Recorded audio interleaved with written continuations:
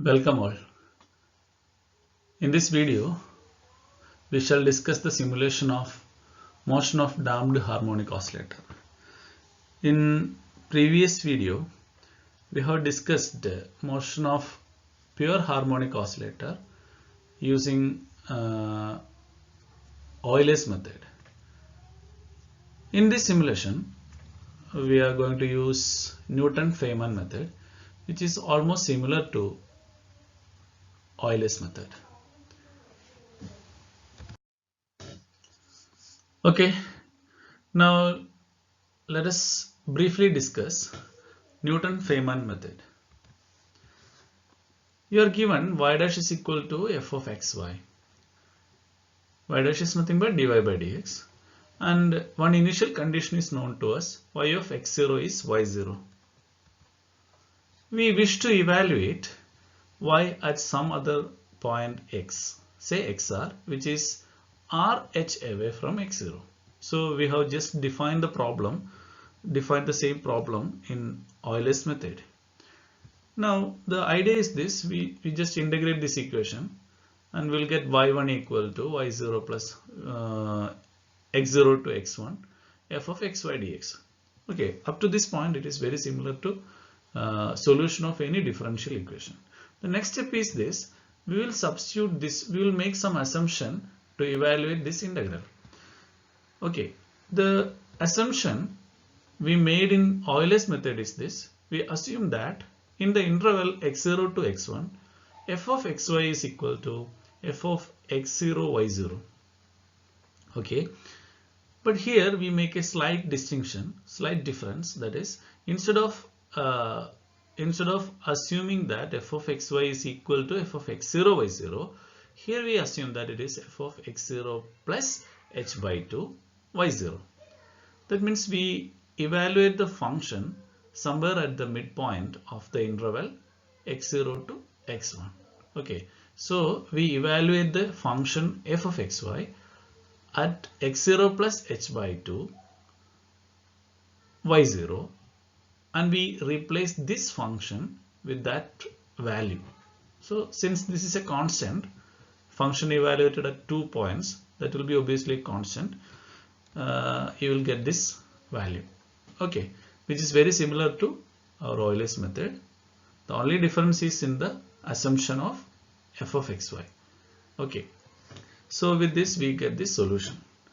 You can proceed to get the general formula. Y of r plus 1 is equal to y of r plus h into f of xr plus h by 2, then yr.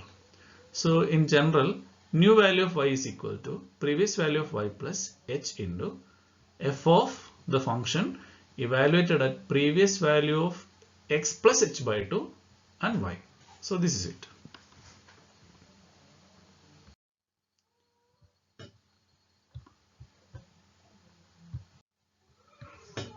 Now let us consider the case of a pure harmonic oscillator. You know that the force is equal to, the only force is equal to the restoring force, that is minus kx. You can replace f with ma.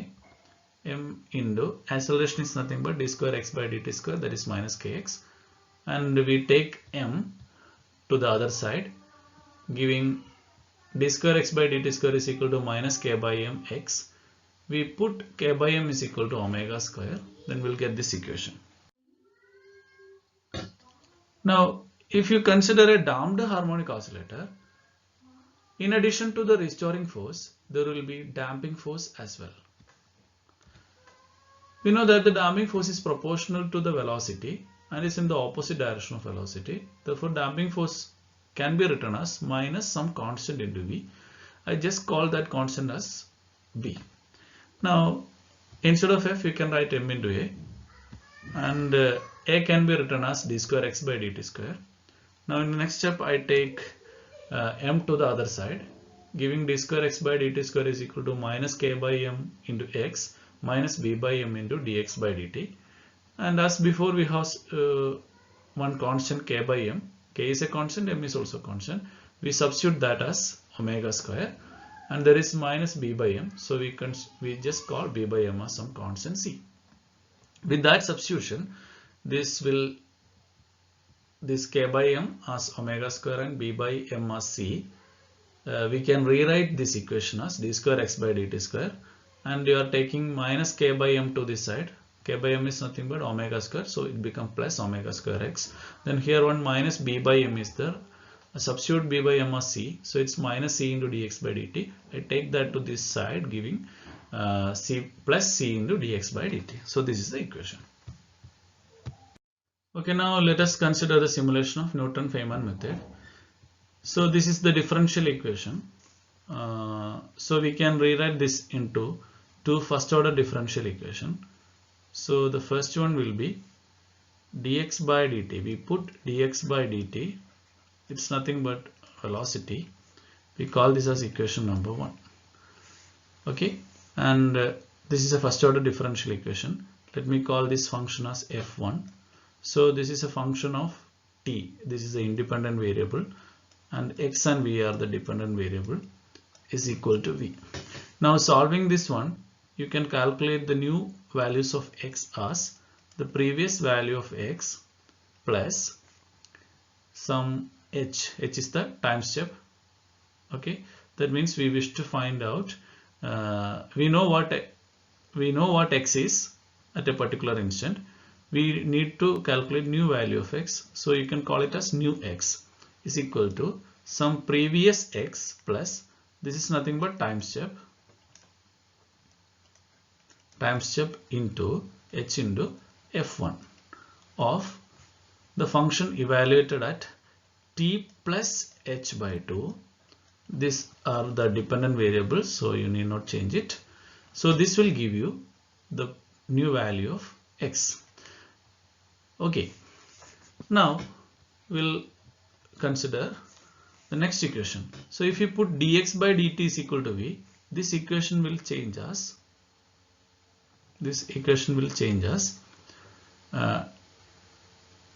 d by dt of, what is dx by dt? It's v. So it can write the first term as dv by dt. So this is equal to minus c into v minus omega square into x.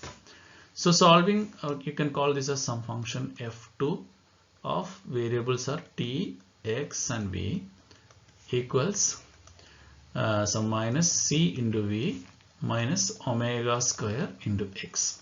So this is the second function, and solving this second equation, we'll get the new values of v. So new values of v as v is equal to previous value of v, that means the initial value of v, plus h into function evaluated at t plus h by 2 comma x comma v. So this equation, you can call it as equation number 4, and you can call this as equation number 2. Okay, fine. So solving equation 2 will get the new value of x. Solving 4 will get the new value of v, and at this we evaluate at some t equals t plus h. Correct. So we wish to evaluate the value of both x as well as v at a later instant t is equal to t plus h. Okay. So what is the value of the value of x as well as v at a new value of t, that is t plus h. So this is the case. Fine. Hope this is clear. So our equations are this one. X equals this equation, x equals x plus h, and this equation v equals v plus h into f2, and these are the equations at t is equal to t plus h. Okay, one important point I have to stress is this. You can see that the first function f1 is v, which is independent of t. It's not a function of t, but in fact it varies with t. But making t as t plus h by 2 does not reflect in this equation. So let us consider if we are using Euler's method, if you are using Euler's method, what is the corresponding equation? X equals x plus h into f1 of t comma x comma v. Since f1 of t as well as f1 of t plus h are the same v because it is independent of t.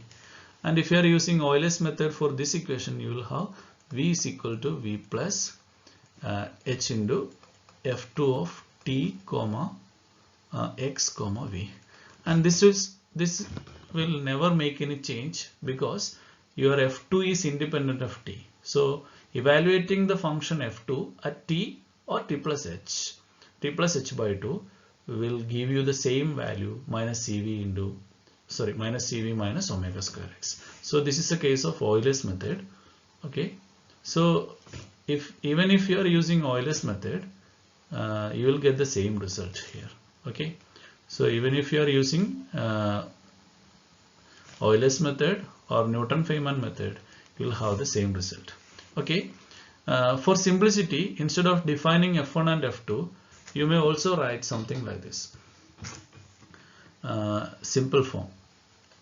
Simply speaking, you can write something like this: x equals x plus h into, what is f1? It's nothing but v. And this equation, the fourth equation, may be written as v equals v plus h into, so what is f2? F2 is nothing but minus cv minus omega square x. This will also do. Okay, fine.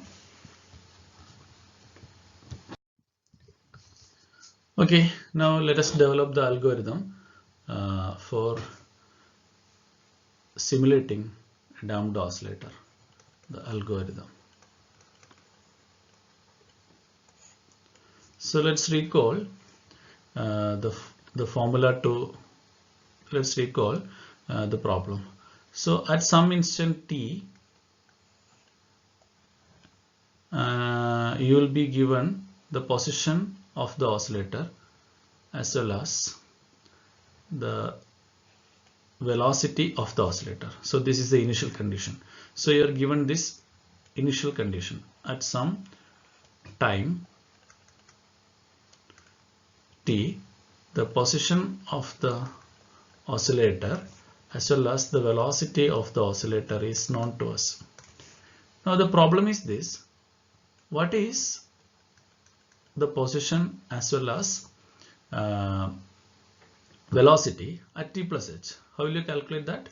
The idea is very simple. It is the previous value of x plus h into f1 evaluated as t plus h by 2 x and v.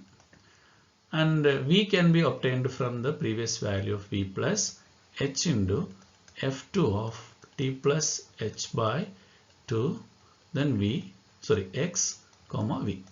So this is the algorithm, and let us recall what is f1 and what is f2. So f1 is nothing but f1 of t plus h by 2 comma v, x comma v is nothing but v, and our f2 of t plus h by 2 comma x comma v is nothing but minus omega square x minus some constant into v. So using this formula, these three formula 1, 2 and 3, these formulas, you can calculate the new value of time, position and velocity respectively. You can do this iteratively, these equations. Let me call this as equation number 1, this as equation number 2 and this as equation number 3. So after 1, 2, 3, then you return to 1, 2, 3 like that. If you iterate something like this, you will get the new values of time, position and velocities. Or new solving one, you will get new value of position, velocity and time. So you repeatedly do this as long as you wish to simulate the motion of damped oscillator. All right. So you can have two different algorithms. The straightforward and more readable algorithm is this: you just import whatever you want whatever modules you need. So we'll import both NumPy as well as Matplotlib. So this is very obvious. Okay, NumPy as well as Matplotlib. So we import the necessary module. Okay, now the next step is to define both F1 and F2. Define F1 and F2. Okay, so these are obvious steps. Next, we must have some initial values to begin with. So we'll initialize T, X as well as V. Okay.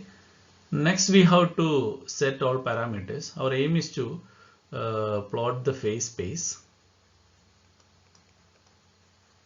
Okay, we must generate phase space plot. Okay, so as well as xt, position time graph. Okay, so we need to plot both. So we'll initialize all these parameters. Now we must have all the constants. So we must assign all constants. Assign all constants like what is the mass of the thing, m, what is the damping constant, c. Okay, what else? Hope that is enough. And next thing, this is the constant of the motion. Now there are some constants to be initialized, that is the time step h. Okay, hope everything is fine. Now what is the next step? We must decide how long we have to simulate this. So we need one more thing. There are some other constants, omega. Basically you can set the time period and you can calculate omega. You can calculate omega using the formula 2 pi by t. Okay, so that's okay. Then c is there, v is there. Okay, hope everything is there. The next step is this. We must have some holders to hold these values. We need some list to hold time. So we will initialize that with the initial value of time. Next, what we need is the position. It is there in the x. Okay, we need one more thing, that is momentum. So we'll call the list as mom, and you can have m star v as the first item.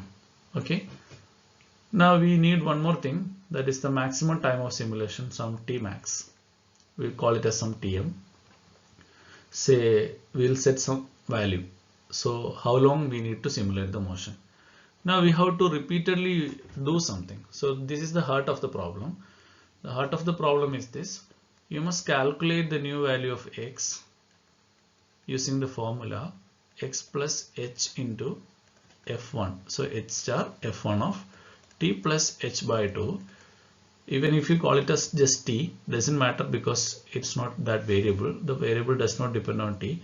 Then t plus h by 2 comma then x comma v.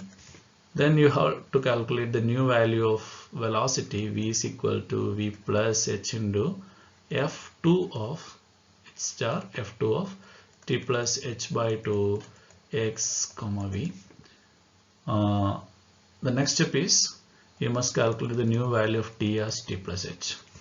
And moreover, once we get the new values of x, v and t, we must append them in the respective list. Namely, we must append the position with the pos dot append x. Then we need to append momentum dot append m star v, correct. Next we need to append time, so time dot append t. So we must do all these steps iteratively as long as your time is less than the time of maximum time for simulation. So colon. So once you perform all these operations. So this is the heart of the problem. So once you do this thing, your time list will contain all the time, position contains the corresponding positions, and momentum will contain the corresponding momentums. So once every data is ready, you have to plot everything. So that is again trivial. So we'll write that. So to continue, let me consider this as the border. So the next step is, so this is outside the loop. So we'll write somewhere here. So this is outside the loop. So we'll exit the while loop. So once you exit the while loop, you can plot everything. So we need to generate two figures. So first one is figure 1. So plot figure 1. So here what we do is we'll plot. So we'll have plt.figure. So I'm just writing the steps. Then we'll plot the time position graph. Then as a second figure, figure 2, we'll plot the phase space diagram. So for generating phase space diagram, you must plot position x values versus the momentum.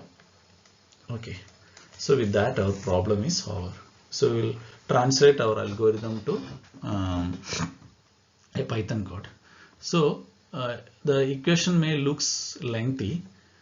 The steps may look lengthy because there will be so many lines. In order to initialize t itself, we need one line. So this initialization will alone takes five lines. Define functions will take two lines each.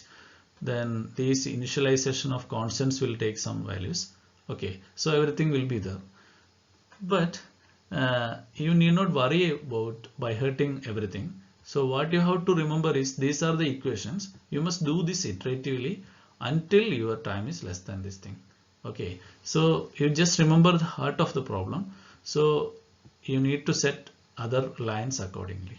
Okay, so we'll see how this is translated into a Python code. So I request you to remember one more thing. So you can actually skip these two lines, define f1 and f2, and it means you can just skip that, and instead of this you may write somewhere here. Okay, instead of x you may write x equals x plus h into instead of f1 you can just write f1 as v. So f1 is equal to like this, and in this step you can write v. In the next step v can be written as v equals somewhere, right? I will write somewhere here. Okay, so instead of this line you can write this, and instead of this line you can write v is equal to previous value of v plus h into, so h star minus omega square x minus c star v. So this will also do. That makes your problem that makes your code shorter. However, the readability is lost. Okay, I strongly recommend you to follow the same algorithm so that it will be very comfortable for you. But this looks more simple, but the other one is more transparent, legible and readable. Okay.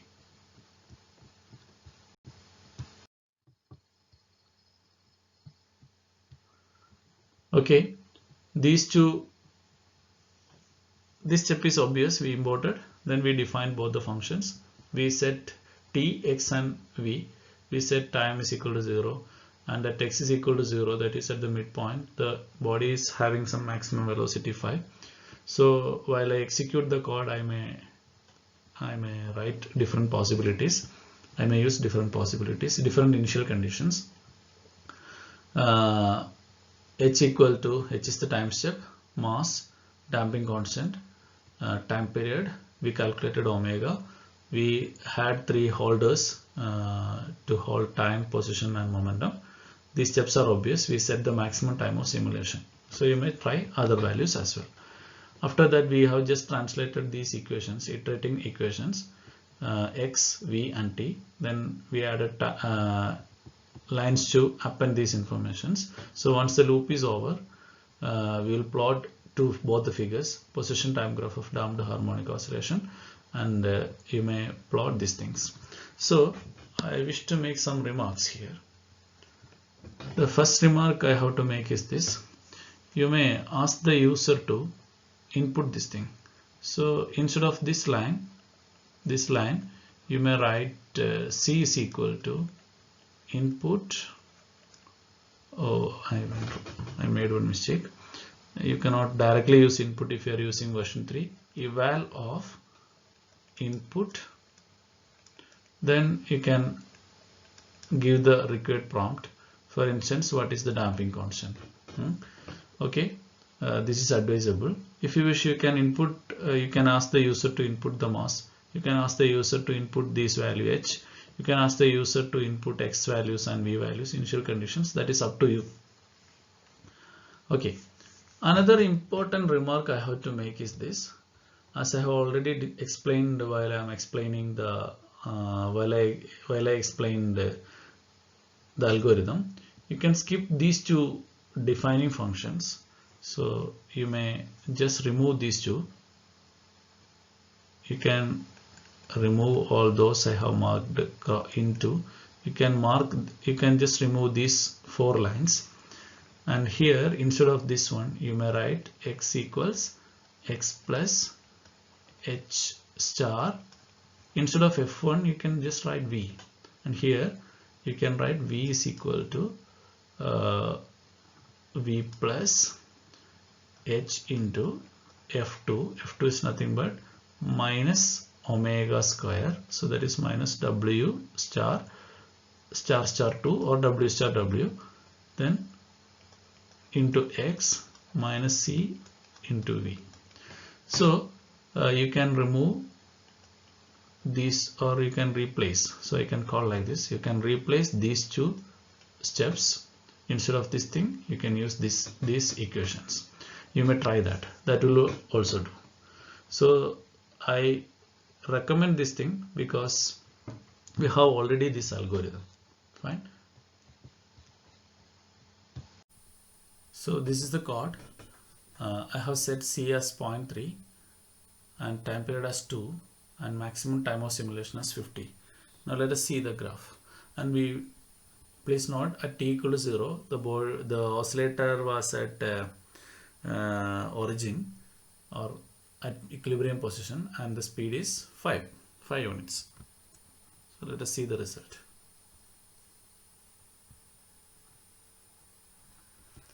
So this is figure 1. That's the position time graphs. You can see that the position time graph, you can see the maximum displacement, that is amplitude, keep on decreasing and decreasing, and finally it get damped. So this is what we expect.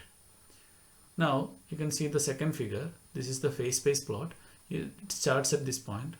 At 0 we have, this was the initial point. At 0 the momentum, because I have chosen m as 1, the momentum is just 5 because my initial speed is 5, mass is 1, so 1 into 5 is 5. So it starts at this point.